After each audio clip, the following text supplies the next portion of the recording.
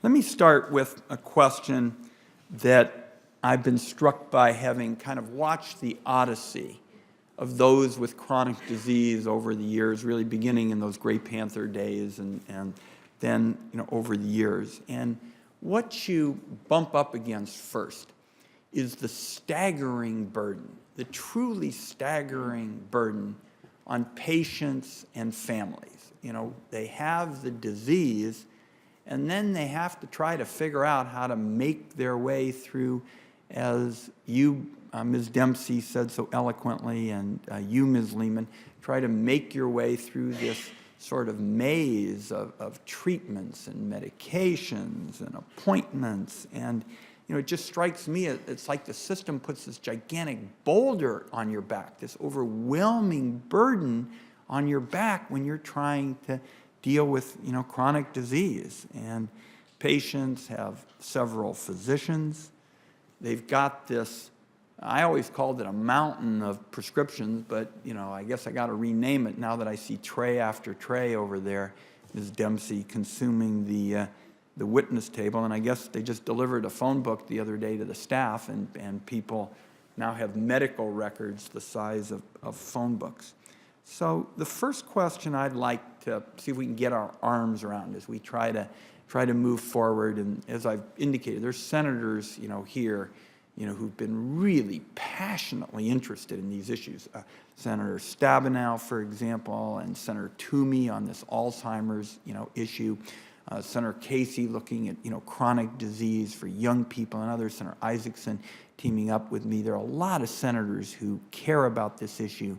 And what I'm struck by is, at the outset, how valuable to me, from the kind of seat of my pants, it would be to have one individual, one single individual, whether it is a nurse, a physician, another individual from the healthcare system, who basically would be the go-to person for coordinating the appointments and keeping track of the multiple doctors and making sure that one individual doctor communicates with another.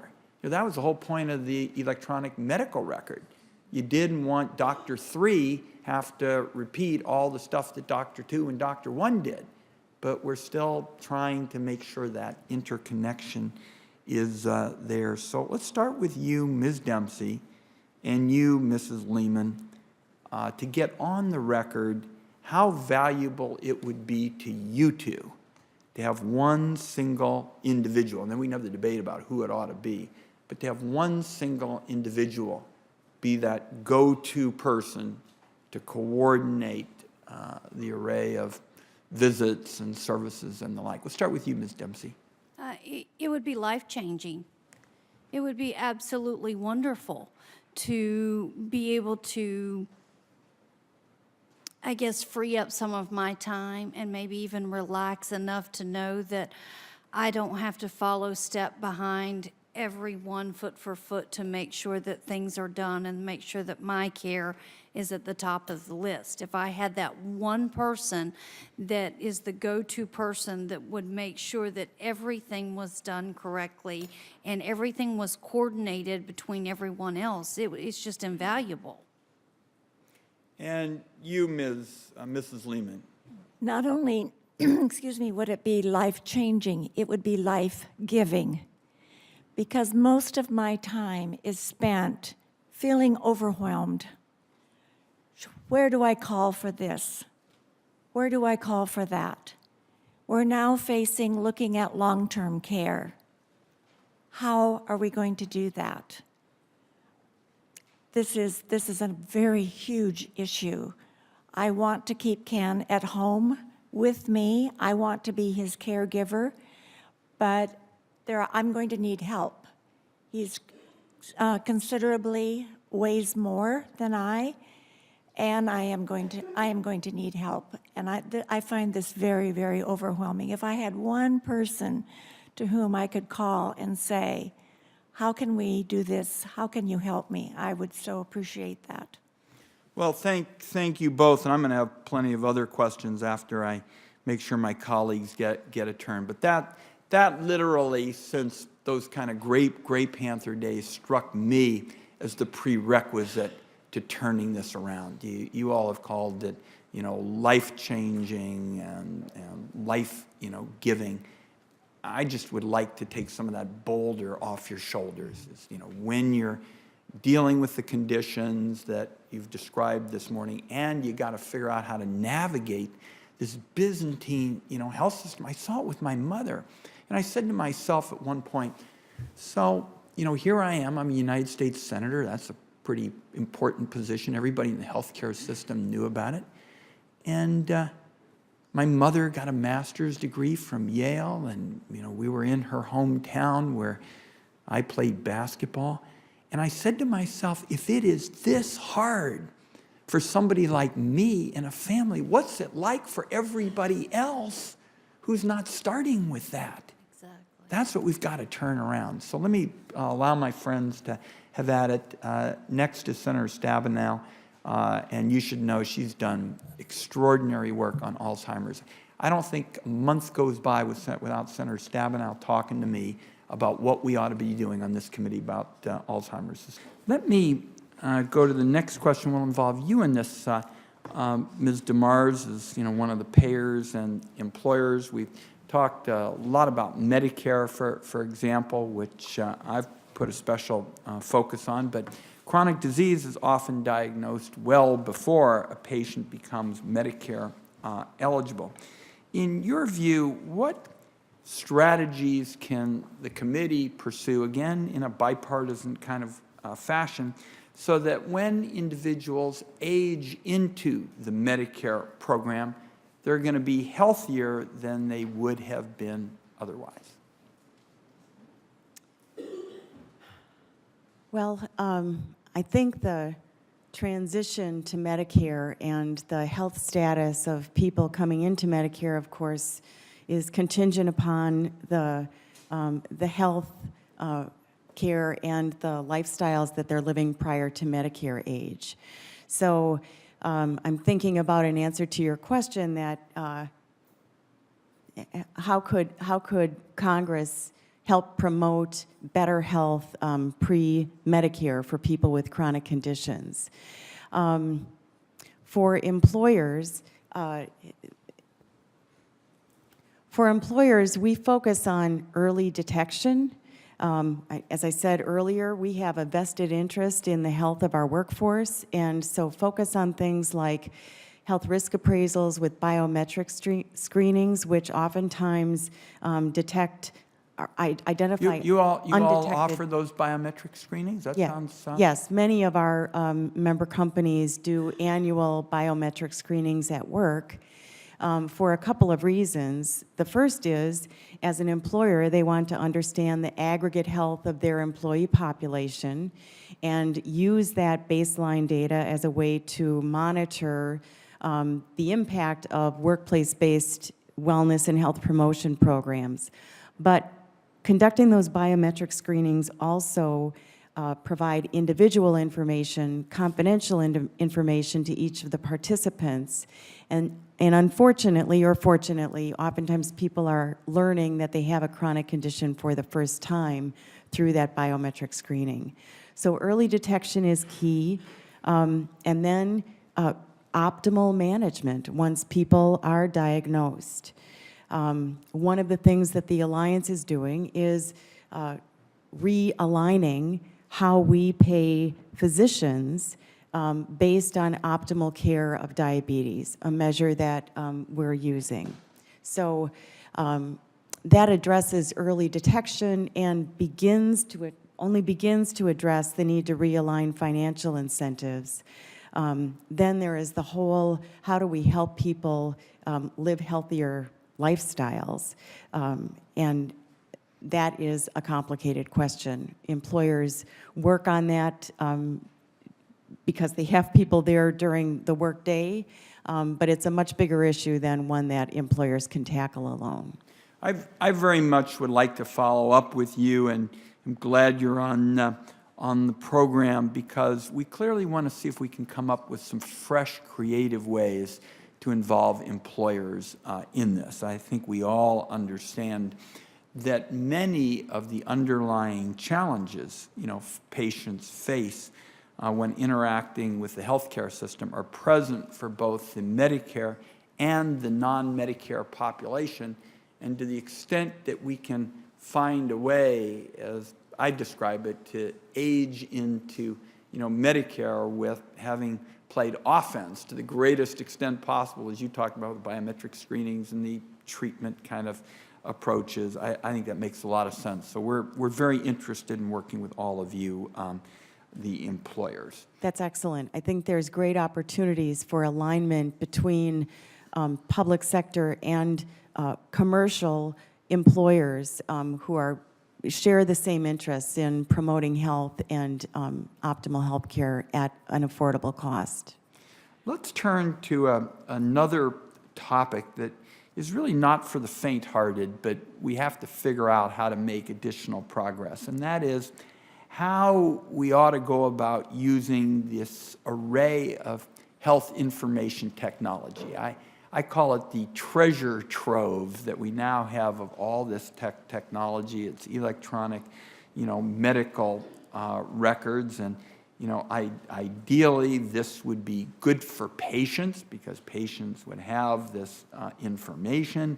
It'd be good for providers because it's going to help do a better job of coordinating care.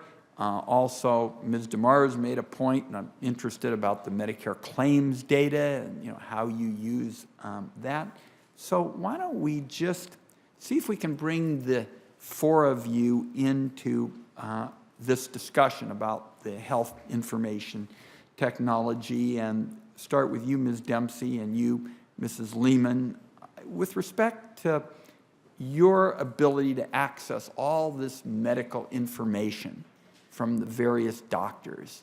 How is that, working out? Is it a useful tool? Is it being shared? Is it hard to figure out who to go to for what? And tell me your thoughts on that, Ms. Dempsey. I don't know that it's hard to figure out who to go to once you call the doctor's office and explain to them what you want. Then you may wait on hold while they try and figure it out of who they need to get you to and in what hands. But no, for me, I haven't found that's a problem or a difficulty. You're able to get your hands on the information you need. Not right at the time, but through a process, yes. And it's fairly useful. I'm sorry? And it's fairly useful to you. Yes. Sometimes I don't get exactly what I need to be useful, but I will eventually. And you, Mrs. Lehman, tell me about your experience. I call it the treasure trove of data. Sometimes you almost wonder if there's too much. And tell me about how your experience is with respect to accessing all this information from your various doctors, and possibly if there are any suggestions you have on how the information could be more useful to patients like yourself and Ms. Dempsey and others. We have a binder at home. Each one of us has a binder. And after the appointments with the neurologist, we take it home and get the 3-hole punch out and put it in the binder. But that's the only medical report that we receive. Ken does not receive anything from the cardiologist, and if I don't go with him, I have no idea what has transpired other than his relating to me what has transpired, nor do we get any record from the internist who just makes a follow-up appointment but never gives any specific information from that appointment. But I so appreciate when I do get that information from the neurologist. I'm always there, but I also can review what has transpired. And any referral that he may give us, he puts down the phone number. So everything that I need is right on those sheets. So that's wonderful. So you're doing well with the neurologist, And on the cardiologist front and the internist front, things are coming up a little short. Exactly. Okay. Then let's get our providers and our payers into this whole question of the health IT. I know, Dr. Bornstein, from being aware of your good work, that you all have put a lot of effort into trying to make health information technology work. What do you think the big challenges, are in terms of how we tackle this? And even apropos of Mrs. Lehman and Ms. Dempsey. Mrs. Dempsey said that she thought it worked okay, and that sometimes it was hard to kind of pry it out. And Mrs. Lehman had some areas where it worked and where it didn't work. What do you think the next steps are in terms of health IT as it relates to chronic conditions?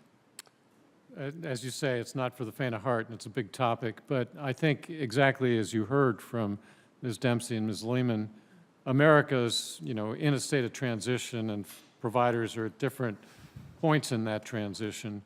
At Emory, we're all connected. We have a patient portal, and so patients can see their lab results. We can communicate with patients about those lab results, and that's a beginning. And our goal is to get for the whole record to be available to patients, but that has to be done carefully, because sometimes not everybody wants to read everything that's in there, and that involves some additional research that needs to be done as how best we use these tools. But then when you start moving across systems, there are all kinds of barriers. And while we can see everything that we're doing, frequently a patient will be seeing a specialist outside of our system. The patient may or may not be getting the information from that specialist, and we may or may not be able to get that information. So that's a major barrier. Meaningful use will help move people towards sharing of information, but it's a slow process, and it's had its own unintended consequences. I think more than anything, we need more research to understand how best to use this health information technology. Like everything else we've been talking about, there are unintended consequences of all of this. We need to learn how to be smart about it. But I think it's an important tool. Thank you. And I'm struck that you characterized it as a patient portal. Mrs. Lehman described it as her binder and the like. I mean, obviously, we're going to have to try to figure out ways to make this tool user-friendly for both the patient and the providers. And I continue to hear from providers who describe this kind of water torture kind of routine where they're up until like 2 o'clock in the morning trying to fill out various and sundry kind of records. And you just have this picture in your head. What's this all about? Is if we've got providers up in the middle of the night trying to work on their charting, we need them ready to go at the crack of dawn to give the kind of quality healthcare services that are so important to our patients and their caregivers. So we're going to ask you some more questions, Dr. Bornstein, on this. And I was interested for you, Ms. DeMars, on this Medicare claims data. And as you know, Senator Grassley and I have been very involved in the initial efforts to make a significant amount of data available. But what you're interested in doing is also extremely important, because you want to really get it down to the patient level. And we're going to have to figure out a way to make that doable so it protects the patient's privacy and the like. Tell us, if you could kind of wave your wand as an employer trying to deal with Medicare claims data down at the individual level, what would you be trying to do? So, Senator Wyden, we are one of the founding members of the Wisconsin Health Information Organization, which is an all-payer claims database to which payers across Wisconsin and self-funded coalitions like the Alliance contribute data. We're fortunate in that it represents 70% of the care for Wisconsin patients. The big hole is Medicare data. And as Dr. Bornstein commented earlier, the task of doing physician-specific information is tricky and sensitive and critically important. And the more data we have to work with, the better we'll be able to do. In addition, not just claims data, but through health information, our significant investment as a country in health information technology and health information exchange, we look forward to the day when clinically important indicators can be fed into the administrative claims data to allow us to do a much more sophisticated job of risk adjusting performance measurement to take into consideration some of the things that Dr. Bornstein said. You all have been a terrific panel and given us a whole host of valuable ideas. I've been scribbling away, as you can see. And 2 hours in, let me kind of give you my take with respect to where we are. And I think your testimony has been so valuable. And you could see senators on both sides of the aisle. Nobody talked about what's the Democratic approach to deal with, chronic disease. What's the Republican approach to deal with chronic disease? You had senators on both sides of the aisle saying, let's talk about what's practical, what's fair, how's it going to be user-friendly for patients. And I'll tell you, my own judgment is that, chronic disease has really gotten short shrift in the debate with respect to health care in America. It's gotten short shrift in the big debates. And I don't think it happened, deliberately. I see absolutely no evidence that a senator got up in the morning and said, I want to be rotten to those with, chronic disease, or I don't want to pay any attention to this. I think what happens in the Congress is you get up and there are a whole host of issues on your plate, and off you go for 12 or 14 hours trying to tackle them, and a lot gets lost. And I think what you heard today from senators, again, on both sides of the aisle, is those days are over. Those days are over when chronic disease gets short shrift. And you saw determination among senators to look at both the under 65 population and the over 65 population. I came to this initially in terms of the over 65 population for a variety of reasons. Out with my background, working with the Gray Panthers, Ms. Demers, also Senator Portman, and I have introduced something called the Medicare Better Health Rewards Program to create incentives for those on Medicare to lower their blood pressure and lower their cholesterol, and smoking cessation and the like. So that's where I started. But what you heard today from senators is that they very much understand that link between the under 65 population and the over 65 population, and trying to put in place what amounts to a seamless web of services so that, in effect, as I touched on with you, Mrs. Demers, is when an American ages into Medicare, you will have already begun, the heavy lifting. And I could go right down the row with each one of you, and thank you for the specific contributions that you've made. And because I've worked primarily with patients over these years, since before I got elected to Congress, I'm leaving with that picture, Ms. Dempsey, of all those trays and trying to imagine what it is like every single day, day in, day out, to make your way through this. And you've been dealing with it for a long time. To you, Mrs. Lehman, thank goodness we have caregivers for Alzheimer's, patients. My mom got to go to a wonderful facility, Channing House in Palo Alto, California, where they did a great job.